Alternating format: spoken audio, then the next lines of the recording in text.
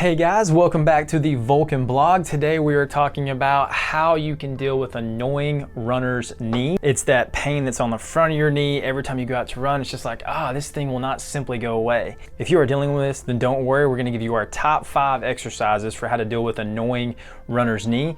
If you're dealing with this issue and it's more painful than it is annoying, we've got you covered as well. Click the link up top and it'll take you to another video, which is how to deal with painful runner's knee. And there's a big difference, so be sure you're in the right box. But if you would put this in the annoying category, you're still able to go and run, but it's just really annoying, then you're in the right place. To talk about those top 5 exercises that you can do to heal this. I'm also gonna give you some other things that you can do that would totally help the rehab process and help you get over this faster, more efficiently, quicker, to really finish off the rehab completely. We're gonna talk about your running plan in general and how you don't just do these exercises and start running again, but how you can do the exercises and start implementing running as we're going through the rehab, so you can move on from this injury and make sure it doesn't come back and deal with this annoying issue so that it's gone. But before we get into that, if you have not already, please like this video, subscribe to our channel, and ring that notification bell so you never miss out on the opportunity to enhance what moves you. So before we head back out to the clinic to start to treat this issue, we've got to answer the question, should you be running right now if you are dealing with this annoying runner's knee?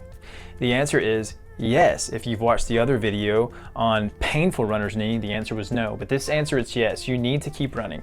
As long as your discomfort level is below a 2, maybe a 3, then you're fine. We've just got to change your volume and your intensity. So maybe while we're going through this program, you're continuing to run, but let's say you're doing something simple like 10 miles of running a day. Maybe instead of doing 10 miles, we back that down to 5 or 6, or maybe we cut that 10 miles in half. You do a run in the morning and a run in the evening, and maybe you do 2 5-mile runs. Something like that could help a lot, but we need to decrease your intensity, decrease your volume a little bit, so make your runs a little bit easier, so that the discomfort level is something way more manageable. Maybe it's a 1 or a 2. That's the sweet spot. As we go along, you need to hop back into a really solid running program that takes into account the 10% rule, so you're not going to injure yourself. That takes into account the acute chronic workload ratio that ensures that you're getting better while staying within a safe spot for injury. We have some templates on this. Maybe you have a great running coach who can do it for you. We have some templates that we love to use.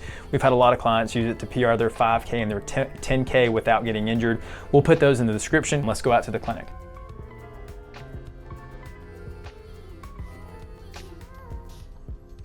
Okay, the first movement we're gonna get into if you're dealing with this annoying runner's knee is a banded Spanish squat. You may have never heard of this, but I've got my trusty band here. We're gonna use a squat rack. If you have a squat rack, you can do it here. I'll also show you how you can do this around a door to make it easier on ourselves, because most people just don't have a squat rack. But we're gonna take the band, we're gonna loop it around the rig, and then we're gonna put the one loop of the band inside the end, cinch it down, get it nice and tight.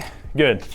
Okay, so a Spanish squat, what we're gonna do is we have a kettlebell here if we need it, but we're gonna put both legs in the band, and we're gonna step back, we're gonna get some good tension here. So when we're talking about runner's knee, we're talking about a cartilage issue, an issue with the patella, an issue with the muscular relationship with the patella.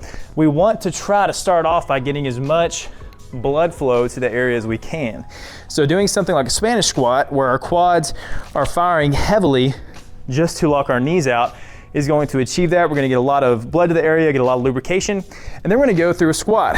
So this band is going to heavily bias our quads and bias our patellas, but it's also gonna allow us to keep our knees behind our toes, so our knees aren't going over our toes. When that tends to happen, when we have this runner's knee issue, it tends to hurt really bad. So we're gonna be here, we're gonna start with our squat, we're gonna come down with a tempo, and these Spanish squats are all gonna have a deep tempo on them. I like to go down for 5, up for 5, and then at the top, you can see we're gonna hold for 5 at the top of this Spanish squat. We're gonna do 10 reps with that long 5-second tempo. If you can, if this feels okay, go off your discomfort level. If your discomfort level is below a 1 or a 2, we're gonna add a kettlebell or some weight to it. So we're gonna do the same thing, down for 5, up for 5, and squeeze those quads for 5. Guys, if you don't have a trusty squat rack to do something like this, you can grab your band. You can do it on a door. Just make sure it's a sturdy door, not a flimsy door. But we're gonna put the band around the bottom corner here of the door. and we're just gonna close the door. And this should allow us to step in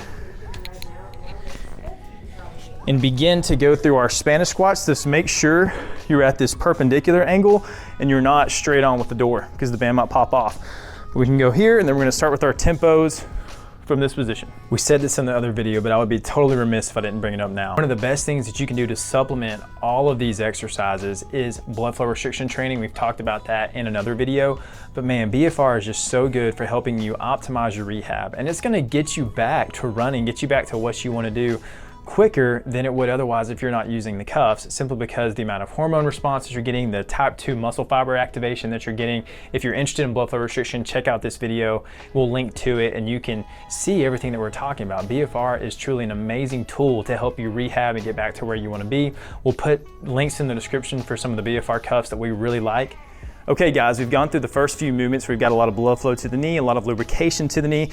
Now we're gonna start that process of moving us into more of a dynamic running, going into flight mode, and it's landing. So part of a good rehab program is we've got to retrain that landing process. So one of the ways I like to do that is we're still getting a great contraction of the quad to the knee. We're also including everything below it in a landing pattern. So this is a lunge jump, a lunge squat jump.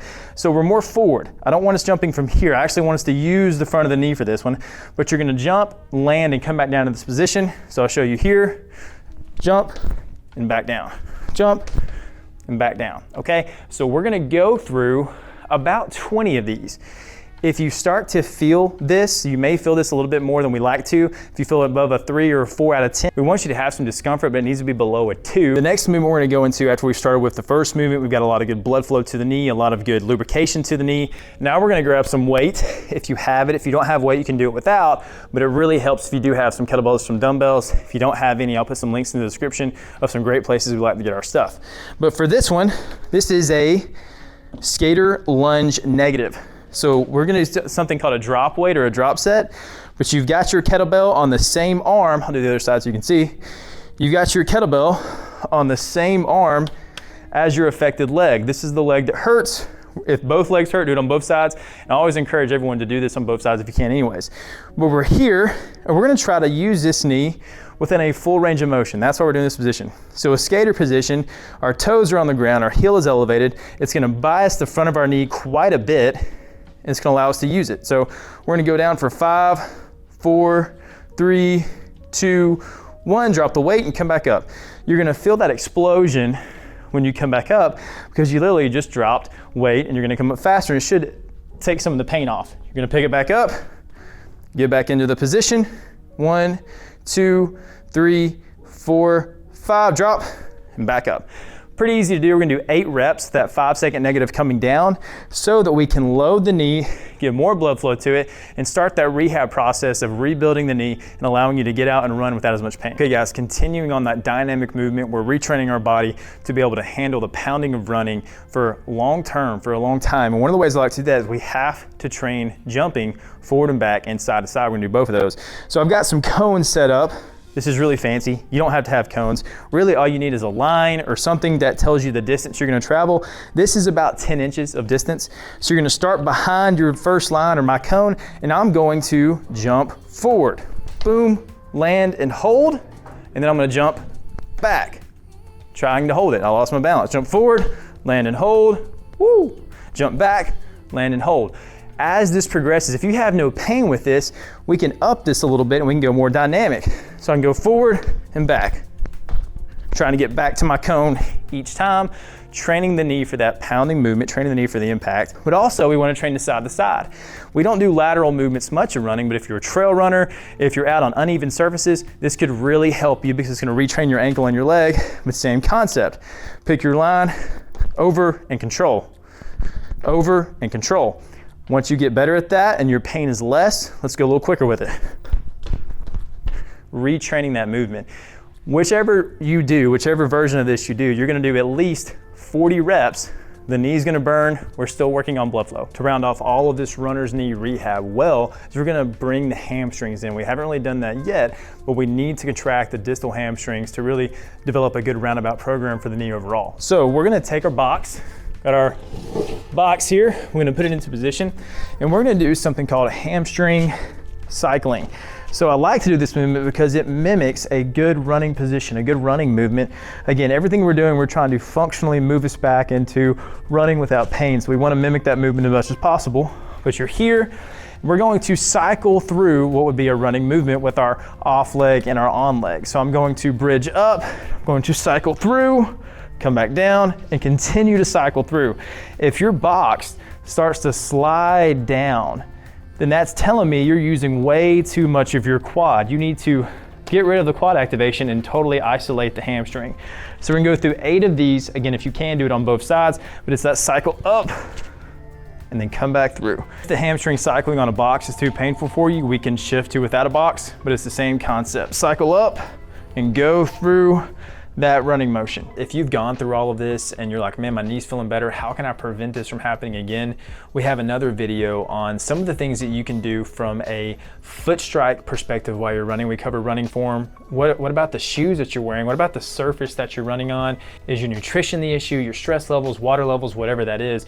We have another video that we'll link to right here. You can click on that to make sure that you're doing everything you possibly can to avoid this nasty issue, this nasty runner's knee, and be able to run when you want to and how you want to without worrying about getting hurt. So guys, hopefully you've been going through these exercises and implementing them. They need to be done 4 to 5 days a week, and you started running again and you're getting back out there and you're doing what you want to do. Hopefully these exercises have helped you. We've used these on a ton of folks and they have gave them great results. If you've had good results from this, please let us know in the comments. We'll be hanging out there for a little bit, reading some of the stories, and also if you guys have any questions, throw them in the comments. We'll try to answer them. But we would love to know these exercises have helped you get back and they have actually enhanced what moves you. Check out the links in the description for anything that you need. We have the links for the bands, for everything we've used in this video are down there, and you'll have everything you need to get your knee back to where you want it to be. Runner's knee does not have to plague you anymore, and you can deal with it and start hitting the trail again. Guys, we'll see you next time on the Vulcan Vlog.